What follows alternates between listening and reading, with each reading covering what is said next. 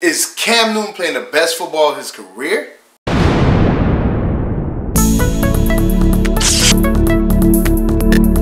Subscribe to my channel and hit the bell icon so you never miss any video from my channel. Yo!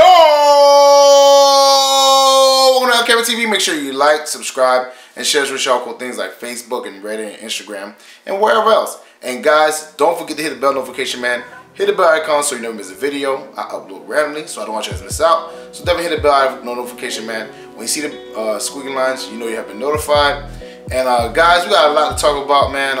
A certain cornerback is back at practice, and that is a breath of fresh air. A certain quarterback has said he's playing the best football of his career.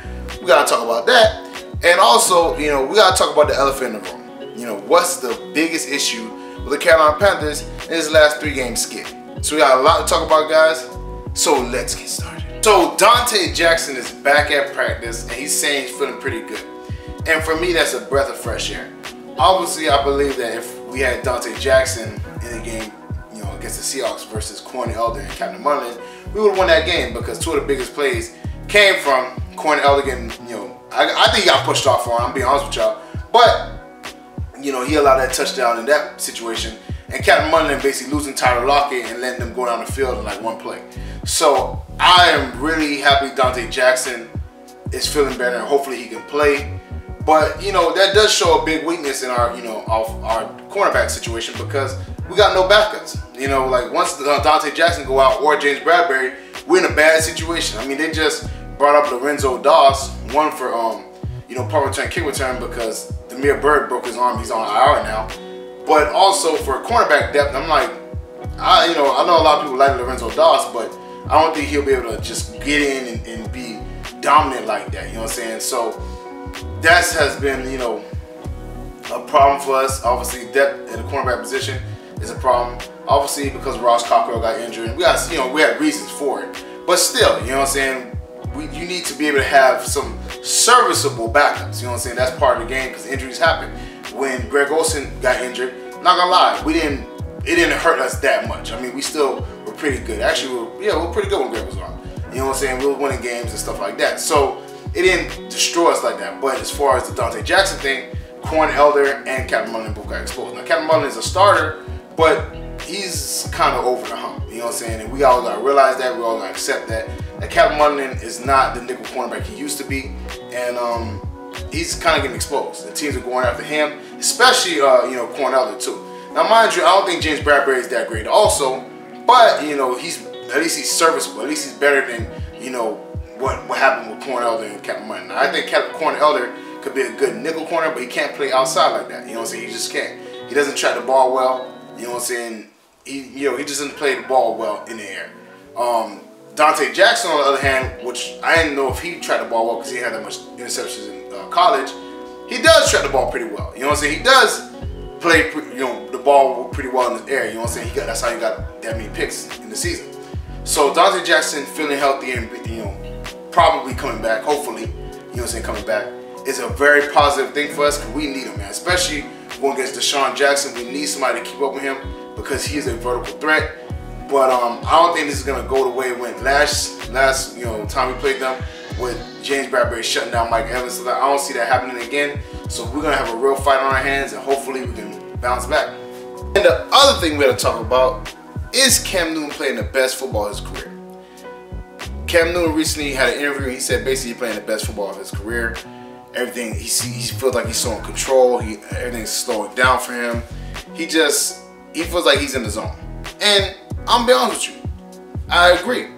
I mean, he's completing the highest completion percentage he had in his career.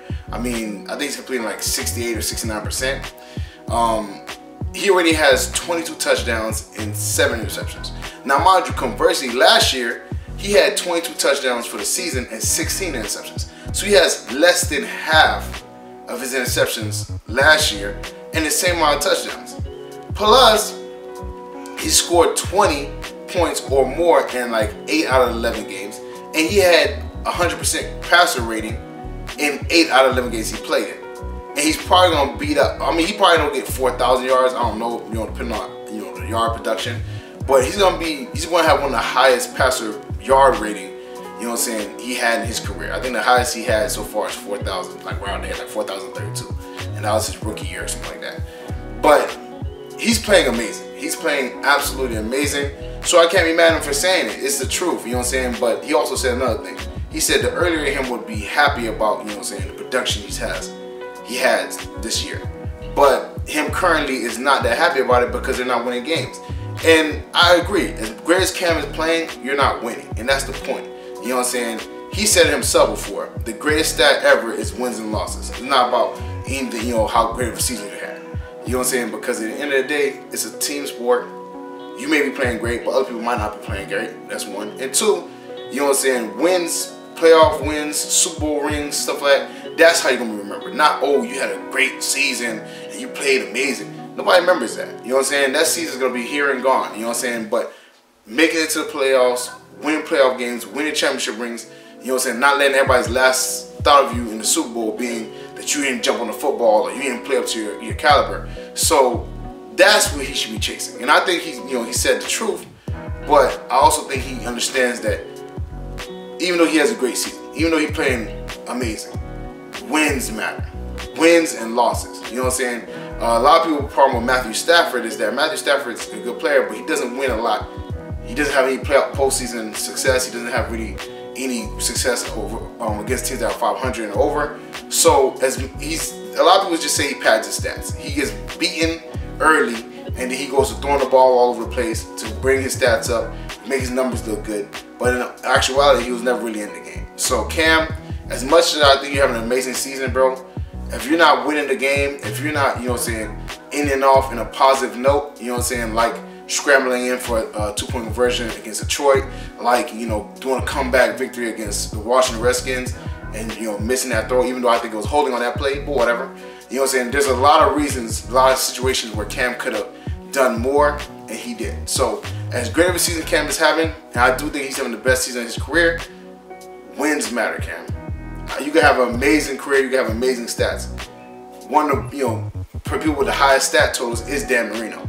But they don't talk about him in the pantheon of quarterbacks because he never won a Super Bowl ring. So Cam, you could be a great statistical, you know, marvel. You could have the best stats in the world.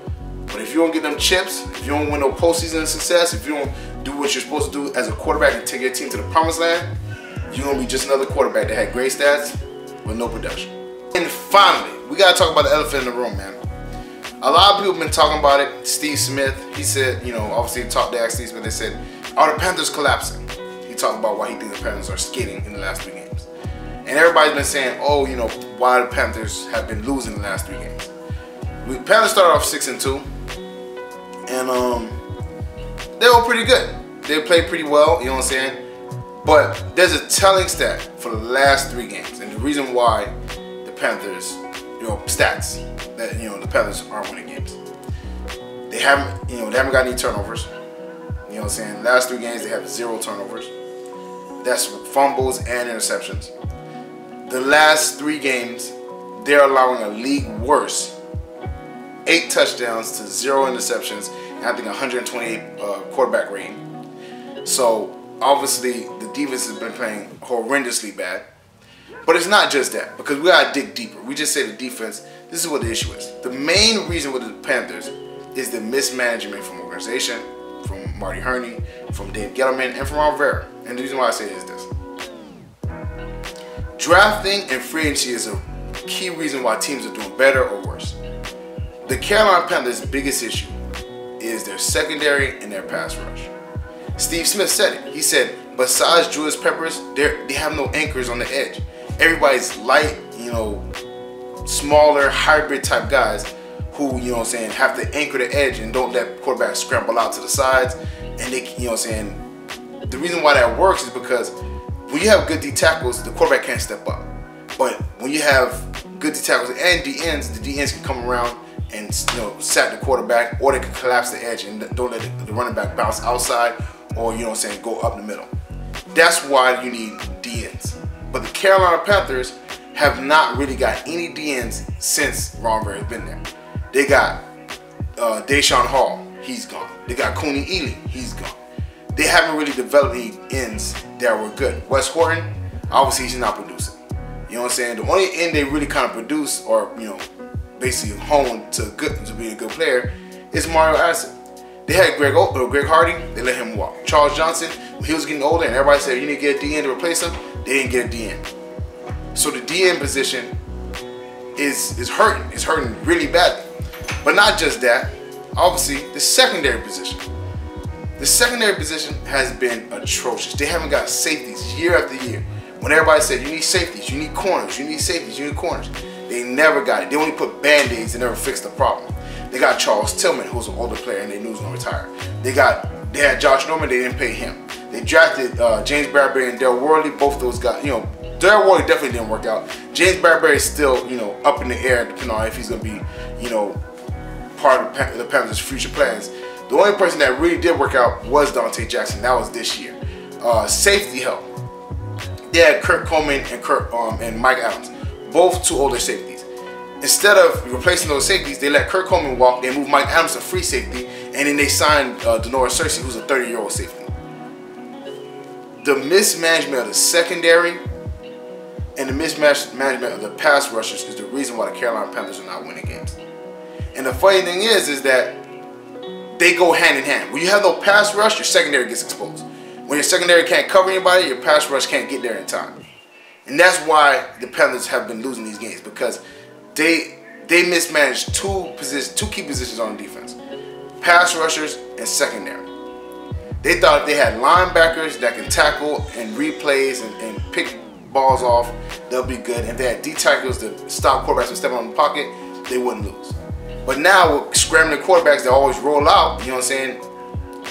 D tackles are great, but if a quarterback's not really stepping up anymore and they're just rolling out, that's why you need edge rushers. That's why you need spies. That's why you need cornerbacks that can make tackles. That's why you need cornerbacks that can cover for a little while. It's the mismanagement the organization has done. And now we're in a situation where, and they mismanaged the O-line too, because offensive line has been our bane since Jordan Gross. The left tackle position has been bad since Jordan Gross left.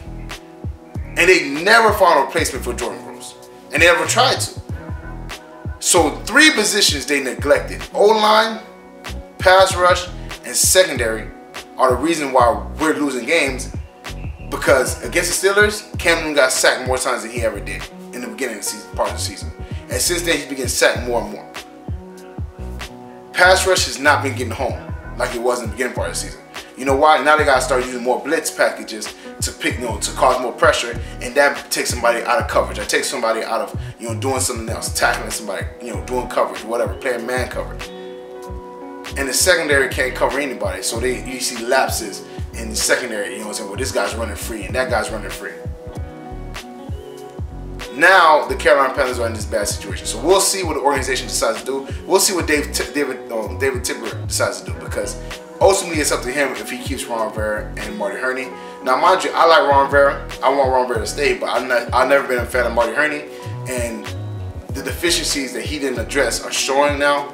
So for me, I wouldn't be mad if he got let go. We'll see what David Tipper decides. Well, that's it for me, guys. Make sure you like, subscribe, and share cool things like Facebook and Reddit and Instagram and wherever else. And guys, don't forget to in the comment section, man, let me know if you think this is Cam Newton's best season. I definitely do, but it's all about the wins and losses for me, and he said the same thing. So you may be having a great season, but you're not winning the games. So let me know how you feel about that in the comment section. Let me know how you feel about Donte Jackson probably coming back, possibly coming back, but you know how Ron Rivera is. He doesn't want to tell if somebody's gonna play or not until like the day of or whatever. But hopefully, if he does play, I'll be very happy about that, because we need him.